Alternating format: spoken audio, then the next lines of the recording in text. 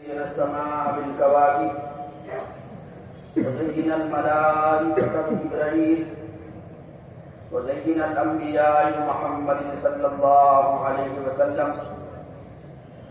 الحمد لله الذي أنزل التوراة على موسى والإنجيل على عيسى والزبور على داود والفرقان على محمد صلى الله عليه وسلم. أما بعد فأعوذ بالله من الشيطان الرجيم. بسم الله الرحمن الرحيم. أم حسبتم أن تدخلوا الجنة ولما يأتكم مثل الذين خلوا من قبلكم مستهم البأساء والضراء وزلزلوا حتى يقول الرسول والذين آمنوا معه متى نصر الله ألا إن نصر الله قريب إلى آخر آية. وقال النبي صلى الله عليه وسلم إنكم لتموتون كما تنامون وتبعثون كما تستيقظون وتحاسبون كما تعملون ثم إنها لجنة أبدا أو لنار أبدا أو كما قال صلی اللہ علیہ وسلم. میرے محترم دوستو، ہم بڑے خوش نصیب ہیں اگر ان دیواروں کو ہاتھ ہوتے یا پیر ہوتے تو ضرور آپ کا استقبال کرتے. اگر ان ممبروں کو بولنے کی اجازت ہوتی تو کہتے اے تشریفا مبارکہ مرحبا بکم، مبارک ہو تم کو کہ تو اللہ کے ذکر کے لیے تم یہاں پر جمع ہوئے ہو. یہاں پر آنا میرا آپ کا کوئی کمال نہیں. جس رب نے مجھے آپ کو بٹھایا ہے اس کی حمد ثنا کی مجھے آپ کو بہت ضرورت ہے، لہذا میرا آپ کا کوئی کمال نہیں. میرے آپ کے مکان کے سامنے سے در و دیوار کے پاس سے ہزاروں لوگ گزرتے ہیں، لیکن ہم گھر میں اسی کو بلاتے ہیں جس سے ہم محبت کرتے ہیں.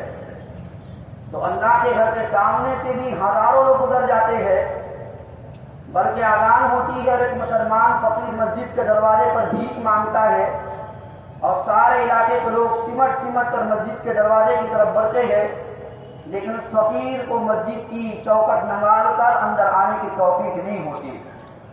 تو جیسے ہم گلی سے گزرنے والے انہی کو اپنے گھر میں بلاتے ہیں جن سے ہم محبت کرتے ہیں، تو اللہ بھی اپنے گھر میں انہی کو بلاتے ہیں جس سے اللہ محبت کرتے ہیں.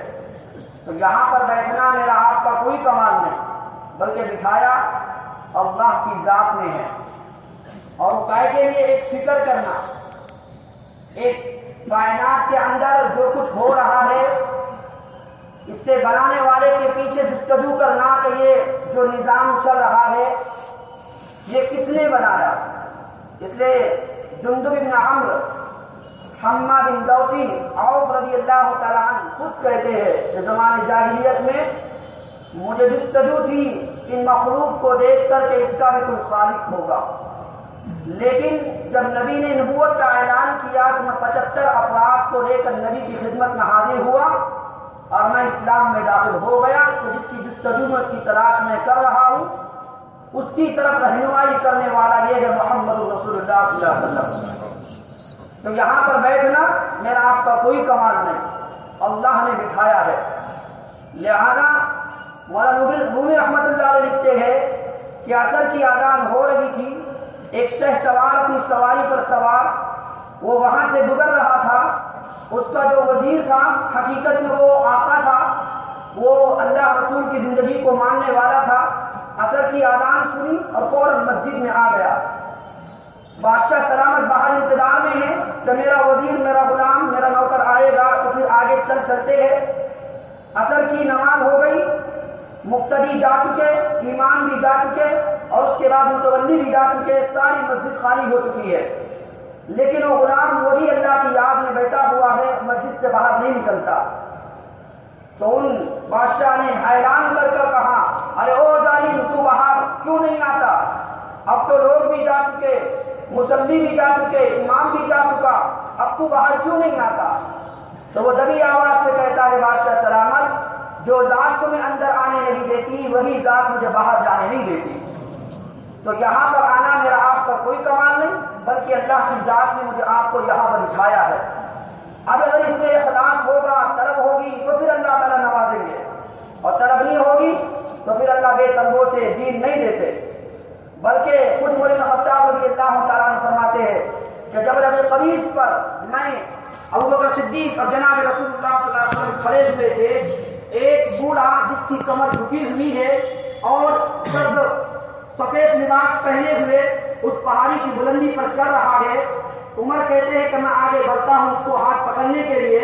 میں نے اس کا ہاتھ پکڑا تو وہ نبی کے سامنے کھڑا ہوا، نبی کو سلام کیا، اور سلام کرنے کے بعد نبی سے پوچھتا گیا وہ پتا ہے میں کون ہوں؟ تو کہا کہ نہیں پتا. کہا کہ میری عمر کی خبر ہے آپ کو؟ کہا کہ نہیں. کہا کہ جتنی عمر آج تک دنیا کی ہو چکی ہے اتنی میری عمر ہے.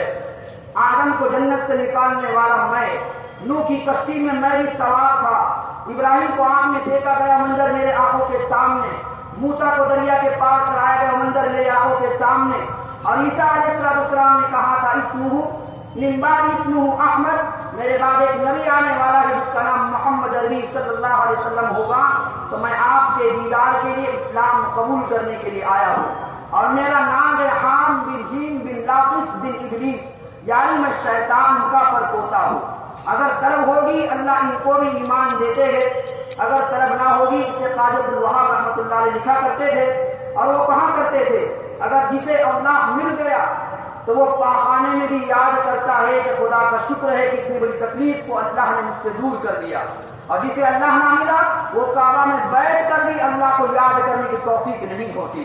تو اللہ کا مل جانا یہ سب سے بڑی کامیابی. اس سے اللہ فرماتے ہیں اطلبنی تجدنی، میرے بندے ایک مجھے پالو، ان وجدتنی وجدت کل شیء، ایک میں تمہارا تو سب کچھ تمہارا، وَإِن فُتَّنِي فَأَعْتَكَ كُلَّ شَيْءٍ، اگر ایک میں نہ مل سکا، کائنات کے خزانے قدموں میں ہو، فرعون کی دولت قدموں میں ہو، ذوالقرنین کا لشکر پاس ہو، سلیمان کی حکومت کے تم مالک ہو، ابو جہل کی سرداری تمہارے پاس ہو، حامان کا دماغ تمہارے پاس ہو، ساری چیزیں تمہارے قدموں میں پڑی ہوئی ہے، لیکن اللہ رسول نبی ہے تو مرنے کے بعد میں آپ ناکام ہو جائیں گے. جسے اللہ ملا وہ کبھی ناکام نہیں ہوتا، اور جسے اللہ نہ ملا وہ کبھی کامیاب نہیں ہو سکتا. میری آپ کی سب سے بڑی معراج یہ ہے کہ ہمیں اللہ نصیب ہو جائے. جیسے حسن بصری رحمۃ اللہ علیہ فرماتے ہیں، حسن بصری رحمۃ اللہ علیہ فرماتے ہیں تفکر الساعہ خیر من قیام اللیل، اگر تم اللہ کی گفتگو میں تھوڑی دیر بیٹھو تو رات بھر نفل نماز پڑھنے سے افضل ہے اللہ کو یاد کرنے کے لیے. تو یہاں پر ہم جو بیٹھے ہیں تاکہ میرا اللہ مجھے نصیب ہو، کیسے ہم اللہ کی طرف بڑھنے والے بن جائے. تو میرا آپ کا آنا کوئی کمال نہیں ہے بلکہ اللہ نے دکھایا ہے. اور پھر میں نے کہا جس سے اخلاص ہوگا، جس کی طلب ہوگی، پھر اللہ تعالیٰ کو اپنے دین سے ضرور نوازیں گے. عرب کے اندر ایک شہسوار نے اپنی پوری رقم سے عالیشان مسجد بنائی اور یہ نیت کی کہ اس مسجد میں کسی کا روپیہ پیسہ نہیں ہوگا. اس شہسوار نے، اس شہزادے نے عالیشان مسجد تعمیر کر دی. جب مسجد مکمل ہو گئی تو خواب میں دیکھا کہ اللہ نے جنت میں عالیشان محل عطا فرمایا ہے، لیکن اس کے پڑوس میں ایک چھوٹا محل، میرے ہاتھ کی طرف نہ دیکھنا، ایک چھوٹا محل اللہ نے کچھ کم درجے کا ایک اور ہے. تو اس نے خواب میں پوچھا یہ محل کس کا ہے؟ تو بتانے والے نے بتایا کہ یہ محل اس کا ہے جس نے آپ کی مسجد میں حصہ لیا ہے. یہ جملہ سننے کے بعد وہ تو حیران کہ ساری رقم تو میری لگی، روپیہ پیسہ میرا ہے، محنت مزدوری میری تھی، پھر یہ کس کا مکان کیسے ہو سکتا ہے؟ سویرے آنکھ کھلی، مزدوروں کو جمع کیا اور پوچھا تم نے کسی سے کچھ لیا تھا، کسی سے فنڈ یا کسی سے کوئی دے گیا تھا مسجد کے نام پر؟ تو مستری بولے کہ ہم نے کسی سے کچھ نہیں لیا. تھوڑی دیر کے بعد ایک مستری بول پڑا کہ ہاں ایک مرتبہ میں کنویں سے پانی کھینچ رہا تھا، میری رسی ٹوٹ گئی اور ڈول کنویں میں گر گیا. ایک خاتون یہاں سے گزر رہی تھی، اس خاتون کا ڈول لے کر میں نے پانی لیا ہے اور اس مسجد کو دیواروں کو دیا ہے. وہ رو پڑا، کہا کہ اس عورت کو تلاش کرو. عورت کو تلاش کیا گیا، وہ عورت مل گئی. عورت جب ملی ہے اس سے کہا کہ بہن 5 ریال مجھ سے لے لو، وہ بالٹی مجھے دے دو. 5 ریال وہ لے لو اور بالٹی مجھے دے دو. وہ عورت بولی میں نہیں دیتی. کہا کہ 10 میں نہیں دیتی، 100 میں نہیں دیتی. کہا 1 لاکھ ریال مجھ سے لے لو. وہ عورت انکار کر گئی. لکھا ہے کتابوں میں اس شہسوار نے 9 لاکھ ریال اس کو دی. وہ بالٹی مجھے دے دو۔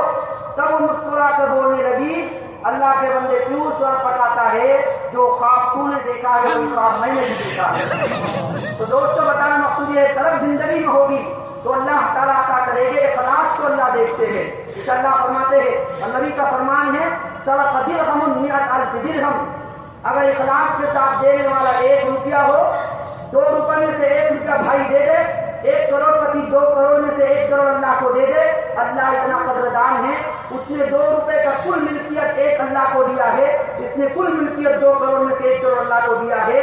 اللہ جو اس کو اجر انعام عطا فرماتے ہیں، یہی اجر انعام اللہ 1 روپے دینے والے کو بھی عطا فرماتے ہیں۔ شرط یہ ہے کہ اخلاص عمل میں ہو۔ اس اللہ کے نبی نے فرمایا یا ابا ذر جدد السفینہ فإن البحر عمیق واکثر من الزاد فإن السفر طویل وخفف الحمل فإن العقبة قعود واخلص العمل فإن الناقدة بصیر۔ ابو ذر دیکھنا، کشتی ذرا اچھی بنانا، سمندر بڑا گہرا ہے، توشہ ساتھ زیادہ لینا، سفر بڑا طویل ہے، اتنے ہی گناہ کرنا جو گناہ کے بوجھ اٹھا کر تو گھاٹیوں سے گزر سکتا ہے، اور یاد رکھنا عمل میں اخلاص پیدا کرنا، اس لیے کہ دیکھنے والے اللہ کی نگاہ بہت تیز ہے۔ عمل میں اخلاص ہوگا تو اللہ مجھے آنکھ سے کام لے گے۔ اب میں اپنی بات کی طرف آنا چاہ رہا ہوں۔ بہتر یہ ہے کہ ہم اپنے رہبر کو سمجھے، اپنے جو رہبر کائنات میں اللہ نے بھیجا ہے، مجھ کو آپ کو اللہ تک پہنچنے کا جو ذریعہ ہے وہ ہے محمد رسول اللہ صلی اللہ علیہ وسلم۔ اگر ایک وہ ہماری زندگی میں لگی ہے تو یقین مانو جس منزل کو ہم نے راستہ طے کرنے کا یا جس منزل کو ہم نے مقصد سمجھا ہے، جن راستوں کو ہم نے مقصد سمجھا ہے، اگر ہم اس کو چلتے گئے اور جب موت کی شام سامنے ہوگی، جب موت کا فرشتہ سامنے ہوگا، جب ہاتھ اٹھا کر دیکھیں گے تو ہاتھ میں کچھ بھی نہ ہوگا، یہ تو راہیں کچھ اور تھی، یہ منزل کچھ اور تھی، ادھر جانا تھا ادھر چل پڑے، کیا کرنا تھا کیا کر بیٹھے۔ اس کے لیے میرا آپ کا رہبر محمد رسول اللہ صلی اللہ علیہ وسلم، اس کے پیچھے چل کے مجھے آپ کو کامیابی ملے گی، ورنہ کامیابی نہیں مل سکتی۔ اس لیے مولانا صاحب کہتے ہیں تم نے جن کو عقل مند سمجھا ہے، یہ دنیا کے مغربی ممالک والے جن کو تم سائنسدان کہتے ہو، عقل مند سمجھتے ہو، یہ بھاپ اور برف کے مالک بن جاوے، مریخ عطارد پر چلے جاوے، جوہری مشتری پر چلے جاوے یا چاند پر چلے جاوے، لیکن اگر انہیں اللہ نہ ملا تو مرنے کے بعد ناکام ہو گئے۔ اور پھر مولانا صاحب کہتے ہیں کہ جن کو تم نے عقل مند سمجھا ہے، حالانکہ یہ آگے کی خبر کتوں سے معلوم کرتے ہیں، اور میرا آپ کا جو نبی ہے وہ آگے کی خبر ڈائریکٹ اللہ سے معلوم کر کے بتاتا ہے۔ تو رہبر یہ کائنات کے بسنے والے نہیں ہیں، بلکہ رہبر وہ ہے جو میرا آپ کا رہبر محمد رسول اللہ صلی اللہ علیہ وسلم ہے۔ اس لیے خواہشات کو خدا نہ بنانا۔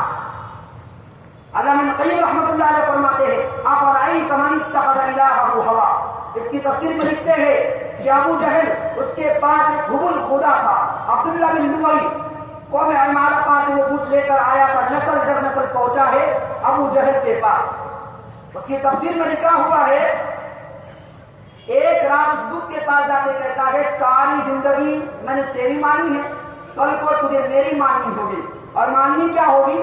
جیسا میں کہوں گا ویسے تجھے کرنا ہے۔ بھکت اپنے بھگوان کو کہہ رہا ہے، اور عجیب اللہ ان کا منظر کھینچتے ہیں، قالوا حرقوه وانصروا آلهتكم ان كنتم فاعلین۔ ان کی کمزوری اللہ بتاتے ہیں، بڑی ہنسی آتی ہے۔ ابراہیم کو آگ میں ڈالا جا رہا تھا تو نمرود کہہ رہا تھا جلدی کرو، ابراہیم کو آگ میں پھینکو اور اپنے خداؤں کی مدد کرو۔ بندے خدا کی مدد کرتے ہیں یا خدا بندے کی مدد کرتا ہے؟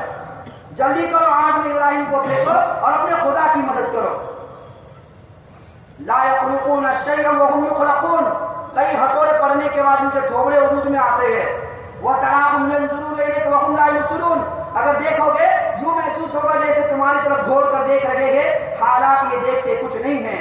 لا ينفعكم ولا يضركم، نہ نفع نقصان کے مالک ہوتے ہیں۔ اب یہ بھگوان کو جا کے کہہ رہا ہے، ایشور کو، گاڈ کو، خدا کو، وہ جو ان کا بھگوان ہے اس کو جا کے کہہ رہا ہے کہ کل کو تجھے میری ماننی ہوگی، اور ماننی کیا ہوگی کہ نعوذ باللہ محمد عربی صلی اللہ علیہ وسلم کی شان میں گستاخی کرنی ہوگی اور ان کو گالی دینی ہوگی۔ ابو جہل کی عادت سویرے آنے کی نہیں تھی، وہ سویرے سویرے اٹھا ہے اور نبی کی مجلس میں دوڑتا ہوا جا رہا ہے۔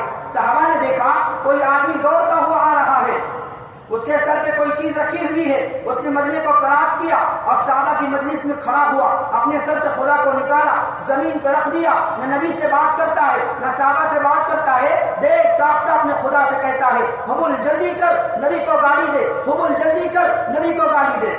نبی مسکرا رہے یہ مجھے کیا گالی دے گا، یہ کیا گالی دے گا؟ صحابہ مسکرا رہے یہ کیسے گالی دے گا؟ جس کا ہاتھ کا اشارہ سورج کی طرف ہو اشارے سمجھ کے لوٹ آتا ہو، جس کا ہاتھ کا اشارہ چاند کی طرف ہو اشارے سمجھ کے دو ٹکڑے ہوتا ہو، جس کا ہاتھ کا اشارہ کسی نابینا کی آنکھ پر ہو اللہ بینائی لوٹا دیتے ہیں، جس کا ہاتھ کا اشارہ کسی کوڑی کے سر پر ہو اللہ سفیدی ختم فرما دیا کرتے ہیں، جس کا ہاتھ کا اشارہ کسی بکری کے تھن پہ ہوتا ہے، وہ بکری جانتی ہے کہ روزانہ میرے دودھ کو خباب میں عرض ہوتے ہیں، آج جو ہاتھ لگے ہیں وہ کائنات کے سردار کے لگے ہیں، وہ بکری کے تھن بھی دودھ سے لبریز ہوتے ہیں، جس کا ہاتھ کا اشارہ کسی قطارہ کی پھوٹی ہوئی آنکھ پر ہوتا ہے اللہ اس کی دوسری آنکھ سے زیادہ پہلی آنکھ کو حسین بنا دیتے ہیں، جس کا ہاتھ کا اشارہ کسی صحابی کی ٹوٹی ہوئی ران کی ہڈی پر ہوتا ہے اللہ اس کی ہڈی کو پھر سے جوڑ دیتے ہیں، جس کا ہاتھ کا اشارہ کسی پانی کی پیالے کی طرف ہوتا ہے اس کو 30,000 کا لشکر پانی پی رہا ہے۔ اس نبی کو یہ کیسے نہ جانے؟ کیا میرا آپ کا رہبر، میں ادھر ادھر کی بات نہیں کروں گا، میں آپ کو صرف آپ کا میرا رہبر کون ہے، ہمیں کس کے پیچھے چلنا تھا، ہم کس کے پیچھے چل رہے تھے، بس میں آپ کا رہبر مجھے آپ کو بتانا ہے کہ یہ ہے اس کے پیچھے چلے گے تو کامیابی ملے گی ورنہ کامیابی نہیں مل سکتی۔ تو ملتا ہے روایتوں کے اندر ابن کثیر رحمۃ اللہ علیہ فرماتے ہیں افرائیت من اتخذ الہہ ہوا، اس کی تفسیر میں لکھتے ہیں کہ جب اس نے بار بار کہا حبل جلدی کر نبی کو گالی دے، حبل جلدی کر نبی کو گالی دے، تو بار بار کہنے کے بعد اس پتھر کے خدا میں اللہ نے جان ڈال دی، جو پتھر کا خدا تھا اس میں جان پڑی اور وہ حرکت کرنا شروع کرتا ہے۔ اب صحابہ کی چھینکیں نکل رہی ہے، کہیں یہ ظالم نبی کی شان میں گستاخی نہ کر دے، اور کائنات کا سردار اب بھی مسکرا رہا ہے کہ مگر گالی نہیں دے سکتا، یہ جانتا ہے یہ گالی نہیں دے سکتا۔ تھوڑی دیر کے بعد وہ حبل کے ساتھ ساتھ ابو جہل بھی ناچنا شروع کرتا ہے۔ جب وہ ناچنا شروع کرتا ہے مثلا آپ کو بتانے یہ چاہتا ہوں کہ جس کو ہم نے عقل مند سمجھا ہے وہ عقل مند بالکل نہیں ہے، بلکہ میرا آپ کا رہبر جس نے جنت جہنم کے نظارے کیا ہے، جو اللہ سے لے کر خبروں کو بتاتا ہے، وہ میرا آپ کا سب سے بڑا رہبر ہے، اس کے پیچھے چل کر مجھے آپ کو کامیابی ملنی ہے۔ تو جب وہ ناچنا شروع کرتا ہے ابو جہل بھی ناچنا شروع کرتا ہے، تھوڑی دیر کے بعد اس حبل خدا کے منہ سے آواز نکلنی شروع ہوتی ہے اور وہ کہتا ہے قد افلح من صدق محمدا وقد خاب من دس محمدا۔ اے ابو جہل سن لے، جس نے اس نبی کی بات کو مانا اللہ اس کو دنیا میں بھی کامیاب کریں گے آخرت میں بھی کامیاب کریں گے، جس نے اس نبی کی بات کو نہ مانا اللہ اس کو دونوں جہاں میں برباد کرنے رکھ دیں گے۔ تو یہ ہے میرا آپ کا رہبر محمد رسول اللہ صلی اللہ علیہ وسلم۔ اس کی زندگی میں ڈھال کے تو دیکھو اللہ کیسی قیمت لگا کے رکھتے ہیں۔ ابن عباس فرماتے ہیں، خود مولانا رومی رحمۃ اللہ علیہ مثنوی میں لکھتے ہیں عباس کے گھر پہ چند مہمان آئے، مہمان آنے کے بعد انہوں نے رومال دیا ان کو ہاتھ پوچھنے کے لیے، انہوں نے ہاتھ پوچھ لیا، بعد میں ابن عباس نے ہاتھ سے چھینا ہے اور اٹھا کر تنور میں ڈال دیا۔ وہ تنور میں ڈالا، مہمان ناراض کہ ہمارے ہاتھ پوچھنا کا عمل پسند نہیں آیا ہو، تو فوراً مہمان نے جب دیکھا متوجہ ہو کر کہ وہ تنور میں تو رومال پڑا ہوا ہے لیکن اس کے تنکے کو بھی آگ نہیں جلاتی، وہ حیران ہو گئے کہ یہ کیسے؟ تو ابن عباس نے کیا چمٹے سے رومال کو باہر نکالا اور زار و قطع رونے لگے اور کہنے لگے ایک مرتبہ محمد عربی صلی اللہ علیہ وسلم میرے گھر پر آئے تھے، یہی کپڑا میں نے ہاتھ پوچھنے کے لیے دیا تھا، اب مجھے سمجھ میں آیا جس کپڑے پر ہاتھ محمد رسول اللہ کے لگ جاوے اس کو دنیا کی آگ نہیں جلاتی، تو کیا خیال ہے آپ کا اگر جس کی زندگی میں نبی کا دین ایمان ہو جہنم کیا جس کو خدا کی قسم نہیں جلا سکتی؟ تو سیرت صورت کو لے کر دیکھے، کچھ تو بنا کر جاوے، ایک درد غم ہو سارا مدینہ سوتا ہے اور محمد عربی صلی اللہ علیہ وسلم روتا ہے، جس کو کائنات کا سراج منیر بنا کر اللہ نے بھیجا ہے، اس کے گھر میں خوشیوں کا چراغ بجھا ہوا ہے۔ بچوں کو رونے کو سن کر کائنات کا سردار نماز کو مختصر کر لیا کرتا، جن بیٹیوں کا حق محمد نے بتایا ہے انہی بیٹیوں نے محمد کے کھانے میں زہر ملایا ہے، جن ماؤں کا مقام بتایا ہے انہوں نے نبی پر سحر کیا ہوا ہے۔ حالات کو دیکھو کیسی حالات کی چکی میں اللہ نے پیسا ہے محمد عربی صلی اللہ علیہ وسلم کو، ابھی دنیا میں آئے نہیں ہے، 6 مہینے پہلے باپ دنیا سے چلے جاتے ہیں، آنے کے 6 سال کے بعد ماں چلی جاتی ہے، آنے کے 8 سال کے بعد دادا عبدالمطلب چلے جاتے ہیں، ان 50 سال 11 مہینے 4 دن کے بعد ابو طالب بھی چلے جاتے ہیں۔ 3 اولاد ہے، وہ بھی ایک کے بعد دنیا سے چلی جاتی ہے، 4 بیٹیاں ہیں، ان پر بھی حالات کی چکی اللہ پیس رہا ہے، اور بنایا ہے کائنات کا سردار محمد رسول اللہ صلی اللہ علیہ وسلم۔ اگر گلی میں کوئی بچہ روتے روتے چلتا جس کے سر پہ ہاتھ رکھنے والا نہ ہوتا، کائنات کا سردار اٹھا کر اس کے ماتھے پر بوسہ دیا کرتا۔ لیکن جب عبد المطلب کا جنازہ نکلا ہے، ام ایمن کہتی کہ میں دیکھ رہی تھی کائنات کا سردار روتے روتے چلتا تھا، اور وہ کہہ رہا تھا اگر میرا بھی کوئی غم خوار ہوتا اس کے کندھے پر سر رکھ کے میں بھی تو روتا نا، مجھ پر جو حالات آئے ہیں میں بھی تو روتا، اپنے دکھ درد سناتا۔ یہ محمد رسول اللہ صلی اللہ علیہ وسلم، اور آج ہم نے سارے دین کو بدل کے رکھ دیا۔ من میں آیا تو کرتے ہیں، برا نہ ماننا، اور من میں آیا تو چھوڑ دیتے ہیں۔ ماحول ہو تو کر لیا، ماحول نہ ہو تو پھر اپنی زندگی کی وہی فکر، وہی دوڑ دھوپ، وہی جینا مرنا شروع ہو جاتا ہے۔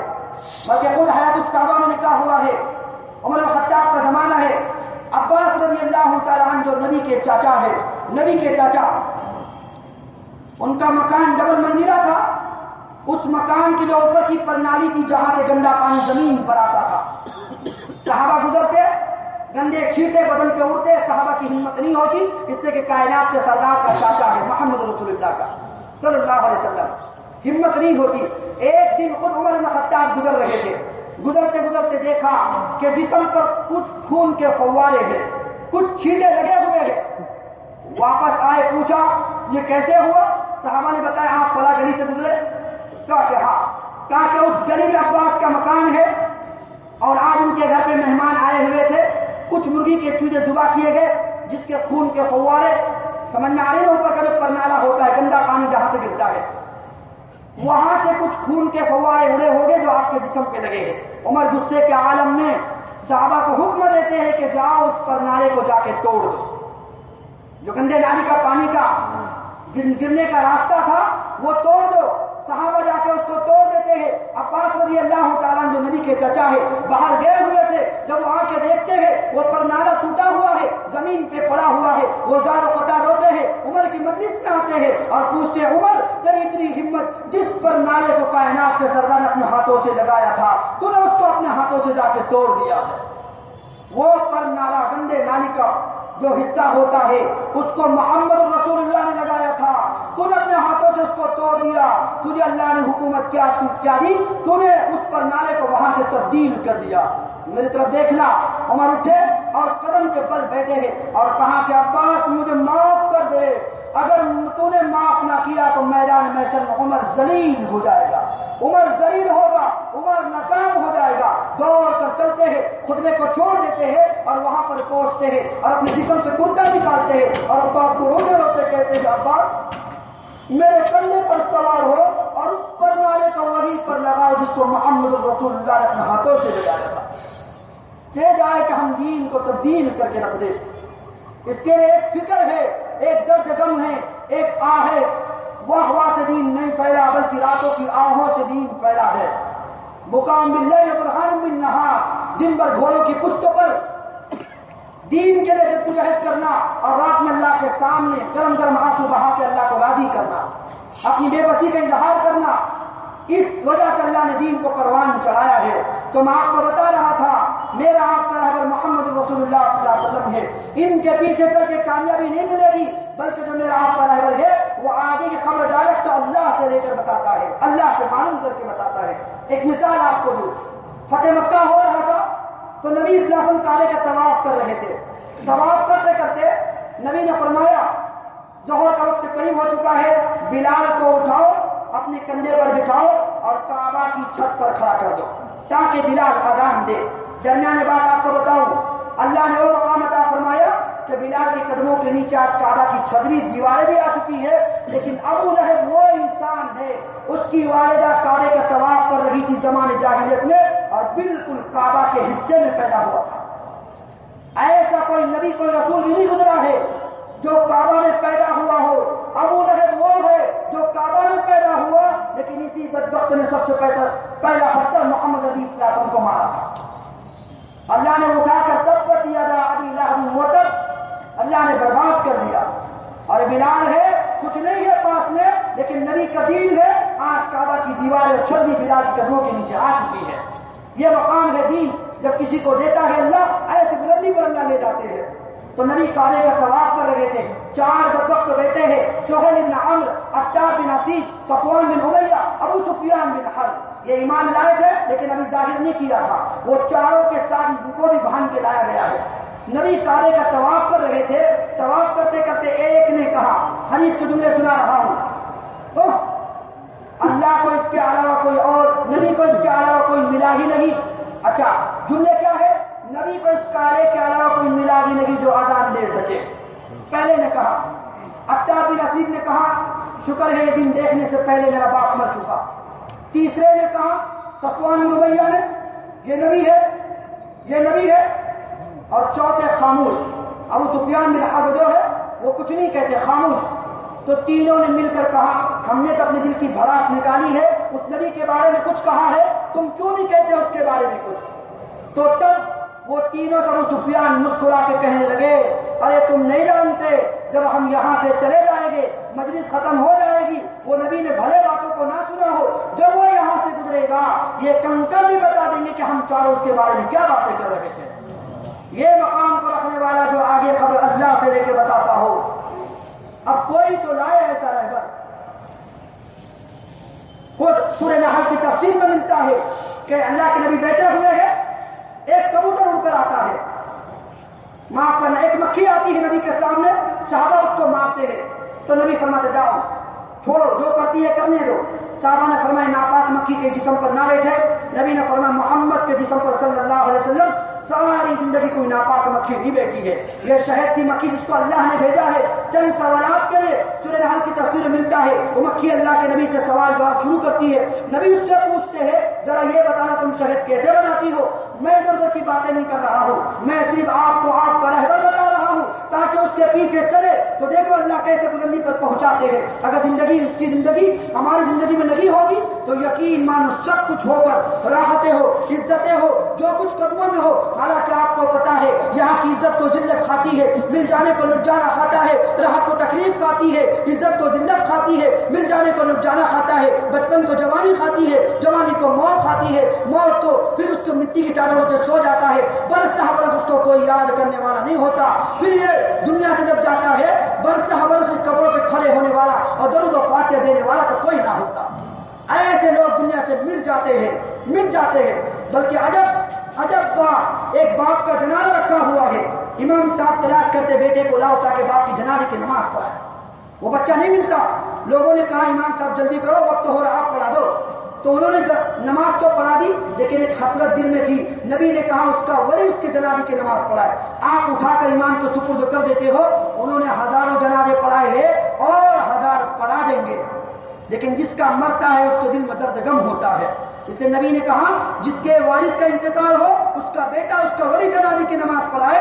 جنازے کی کوئی نماز نہیں ہوتی، اگر نماز ہوتی اس میں سجدہ ضرور ہوتا، یہ تو استغفار میت کے لیے جب بچہ نماز جنازے کی پڑھائے گا اور ایک آنسو زمین پہ ٹپکے گا اللہ باپ کی بخشش کا فیصلہ کر دیتے ہیں۔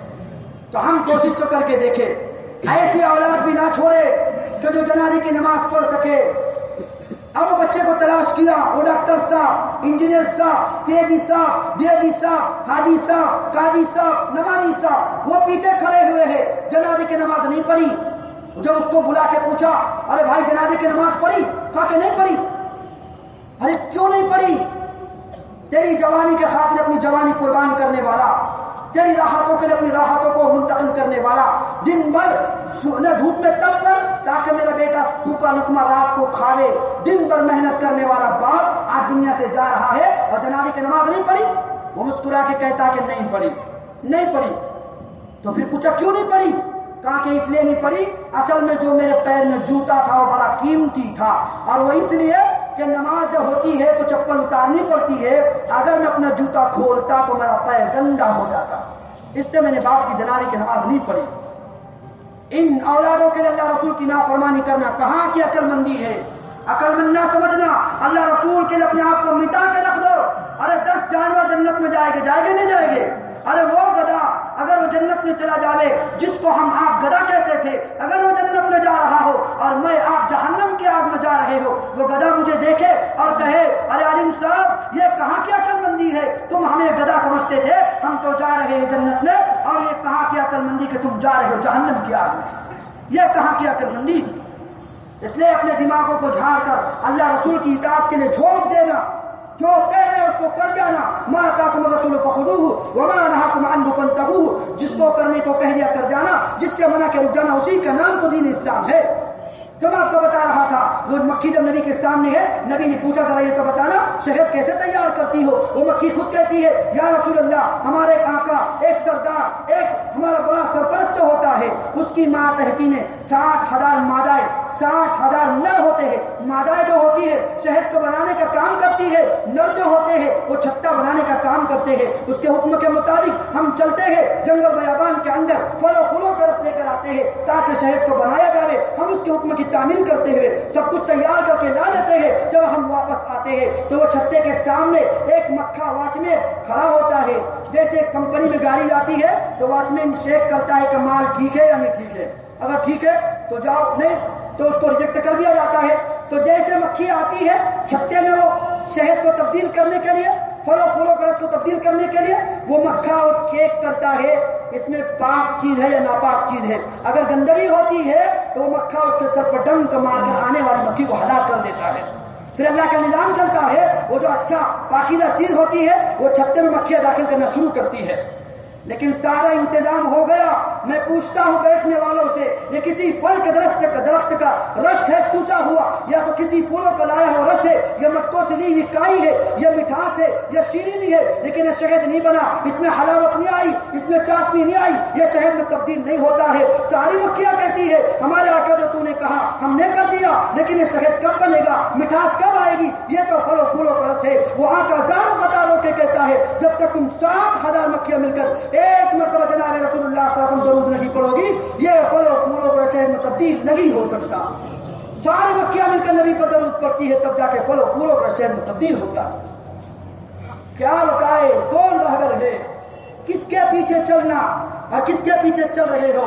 اس کے لیے دوستو ادھر ادھر کی بات نہ کرتے ہوئے میں نے آپ کو رہبر آپ کا بتایا ہے، اب ساری زندگی اس کے پیچھے مجھے آپ کو چل کر کامیابی کے راستے پہ چلنا ہے۔ اگر راہیں غلط ہو گئی، خود اللہ کہتے ہیں اگر جو قدم میرے نبی کی مستق پہنچنے کے تھے اگر وہ نشان سے تمہارے قدم ہٹ گئے تو تمہاری راہ جہنم کی طرف ہو جائے گی، نہ کہ جنت کی طرف۔ اس کے لیے ایک نبی کا درد غم تھا کہ کیسے یہ امت جہنم کے آگ سے بچنے والی بن جائے، کیسے بے تعلق بندے اللہ سے تعلق کو جوڑ کر زندگی گزارنے والے بن جائے۔ اس سے فاطمہ علی سے کہتی ہے اے علی ایک راز کی بات آپ کو بتاؤں جو زندگی میں نے آپ کو نہ بتائی تھی، تو کہا کہ وہ کیا ہے؟ 3-4 دن انتقال سے پہلے فاطمہ کہتی ہے بڑے بچے حسن سے کہا الماری رکھی ہوئی ہے، ایک چمڑے کا ٹکڑا ہے، پہلے زمانے میں کوئی بات لکھنی ہوتی تو چمڑے پر لکھی جاتی، اس لیے کہ اس زمانے میں ورق نہیں ہوا کرتے تھے، وہ چمڑے کا ٹکڑا ہے ذرا لے کر آنا۔ حسن دوڑ کر جاتے ہیں، وہ چمڑے کا ٹکڑا لاتے ہیں اور اٹھا کر بات علی کے ہاتھ میں دیتے ہیں۔ فاطمہ کہتی اسے کھولنا نہیں، ایک راز کی بات بتانے لگی ہوں۔ وہ فاطمہ کہتی ہے جب میرا آپ کا نکاح نہیں ہوا تھا میرے سردار کائنات کے سردار محمد رسول اللہ صلی اللہ علیہ وسلم میرے پاس آئے تھے اور کہنے لگے بیٹی میں تیرا نکاح سے کراتا ہوں، 10 دینار درہم یا دینار کے بدلے میں کیا تو راضی ہے؟ علی نے کہا لا ارضا بہا، فاطمہ نے کہا لا ارضا بہا یا رسول اللہ میں علی سے نکاح کرنے کو تیار نہیں ہوں۔ جب یہ سنا نا تو نبی سمجھے شاید میری بیٹی کی چاہت ہے کہ مہر زیادہ ہونا چاہیے، مہر زیادہ ہونا چاہیے، دہیج زیادہ ہونا چاہیے۔ اور آپ کو پتا ہے فاطمہ کا کل دہیج ایک چمڑے کا تکیا جس میں کھجور کی چھال ہے، ایک چٹائی ہے، ایک مشکیزہ ہے، 2 مٹکے ہیں اور 2 چکھیاں ہیں، یہ کل فاطمہ کا دہیج۔ لیکن نبی سمجھ رہے ہیں شاید ان کو کچھ چاہیے، مہر زیادہ چاہیے۔ نبی نے فوراً کہا میں آپ کو 20 دینار دیتا ہوں۔ فاطمہ لا ارضا بہا یا رسول اللہ 30 دیتا ہوں، انکار کر گئے۔ نبی نے 100 کی تعداد لگائی، وہ انکار کر گئی۔ اب نبی حیران زاروں قطار روتے ہیں، اللہ عرشوں کے اندر ہلچل مچتی ہے، کائنات کا سردار رو رہا ہے، اللہ جبرائیل کو بھیجتے ہیں، جاننے کے بعد پوچھتے ہیں ماں لڑکی کا یا رسول اللہ آپ کو کس چیز نے رلایا ہے؟ نبی ساری داستان سناتے ہیں، میں نے یوں فاطمہ سے کہا لیکن فاطمہ علی سے نکاح کرنے کو تیار نہیں ہوتی۔ تو جبرائیل جبرائیل کہتے ہیں اللہ نے باپ کی بیٹی کی باتوں کو سنا ہے، اللہ نے باپ کی بیٹی کی باتوں کو سنا ہے اور مجھے حکم دے کر بھیجا ہے، فاطمہ سے کہو اگر تم علی سے نکاح کرنے کو تیار ہو تو وہ مہر کے طور پر جنت دینے کو تیار ہو۔ کیا چیز رہ جاتی ہے اور کیا چاہتے؟ مہر یہ نہیں، خدا کی قسم۔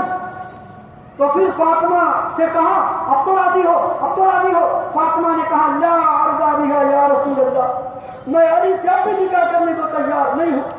اب نبی زار و قطار روتے ہیں، بیٹی کو قریب بلاتے ہیں، نبی کے آنسو بیٹی کے سر میں، بیٹی کے آنسو نبی کے گود میں، زار و قطار باپ بیٹی روتی ہے، روتے ہیں تو جبرائیل پوچھتے آخر پوچھو چاہت کیا ہے؟ اب فاطمہ روتے روتے کہتی ہے یا رسول اللہ مجھ سے کیوں پوچھتے ہو؟ اس خدا سے کیوں نہیں پوچھتے کہ فاطمہ کی دل کی چاہت کیا ہے جو میرے آپ کے دل کے حال کو جاننے والا ہے؟ جبرائیل جاتے ہیں اور وہی چمڑے کا ٹکڑا لے کر آتے ہیں جو مرنے سے پہلے فاطمہ نے علی کے ہاتھ میں دیا اور کہتے ہیں جبرائیل آپ کی بیٹی کی چاہت مہر کا ہونا نہیں، آپ کی بیٹی کی چاہت عزتوں کو مل جانا یا دہیج کا ہونا نہیں ہے، آپ کی بیٹی کی چاہت یہ نہیں ہے بلکہ آپ کی بیٹی وہ بیٹی ہے وَمِنْهُمْ مَنْ تَفَلَ عَلَى وَجْهِهِ وَمِنْهُمْ مَنْ سَبَّ عَلَيْهِ، کسی نے آپ کو تماچے مارے وہ منظر فاطمہ نے دیکھا ہے، کسی نے آپ کے منہ پہ تھوکا ہے وہ منظر فاطمہ نے دیکھا ہے، کسی نے دھکے دیے وہ منظر دیکھا ہے، اور ڈالی گئی وہ منظر فاطمہ کے سامنے ہے، کانٹے بچھائے گئے وہ منظر فاطمہ کے سامنے ہے، بلکہ فاطمہ کی چاہت یہ ہے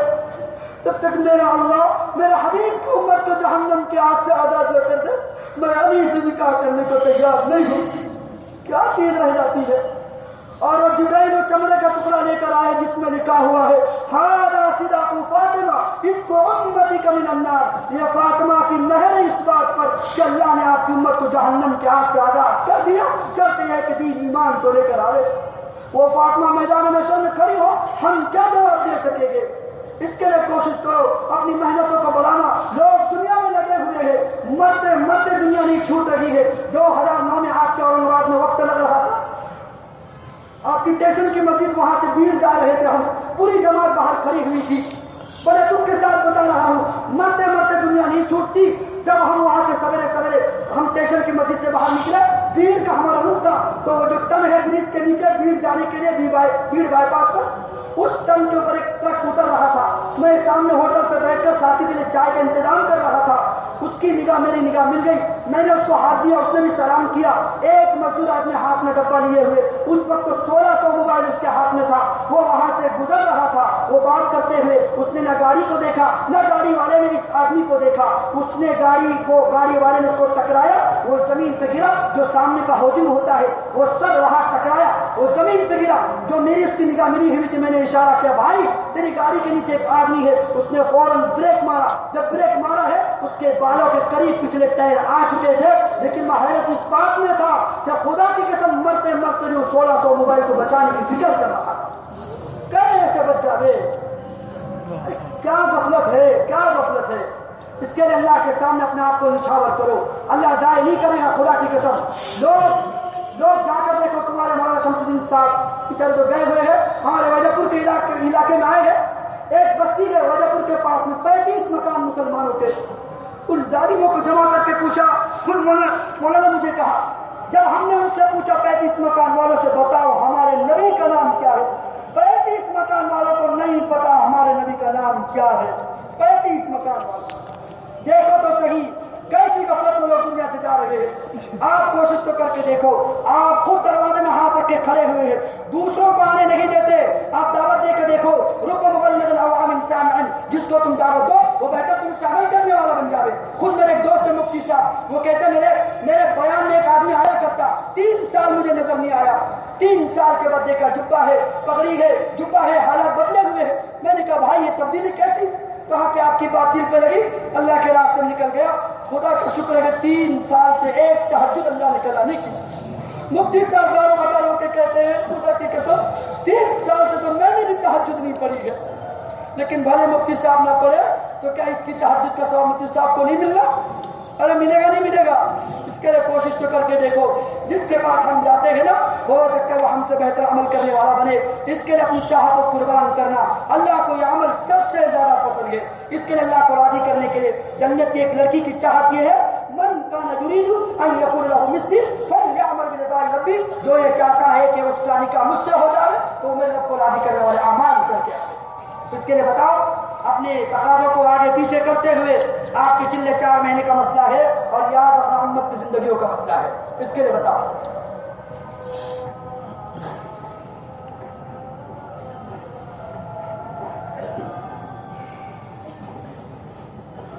تو امام تقاضا تو یہ ہے کہ جب تک دعا نہ ہو جائے کوئی نوٹس نہیں. اب کریں گے انشاءاللہ. اب بتا رہے اس مجمع سے نفس جو تیار ہے بتائیں. بیگن 5 ماہ کے لیے بھی بتائیں.